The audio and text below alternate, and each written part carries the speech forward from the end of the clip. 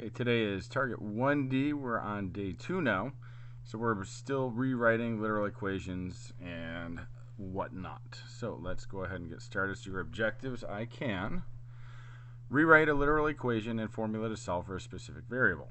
Pretty simple, pretty much the same as last time.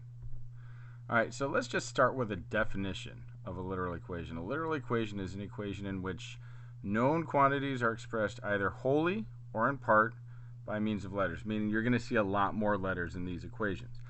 How you solve them for a specific variable does not change though.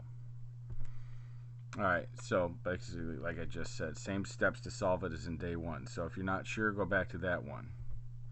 So let's take a look at the first example. Scientists use the formula C equals 5/9 times the difference of F and 32 to convert Fahrenheit to Celsius. Now we want to solve for F, so this is what we're going to get by itself. Let me go ahead and change the color so it's easier to see.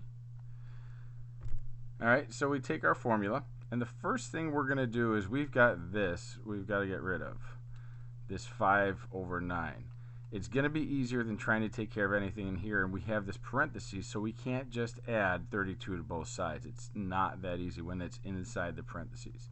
So remember, inside parentheses, start outside the parentheses first. So we're going to go ahead and multiply both sides by 9/5. What that's going to do is cancel that and that out on the right side. And then the left side is just going to become 9/5 C equals 5 minus 32. And now, see, notice I dropped the parentheses because I didn't need them anymore because there was nothing outside it. So now that those parentheses are gone, I can go ahead and add 32 to both sides. So remember, you only draw the line, you only do the opposite operation when there's an equal sign. So it's different than combining like terms.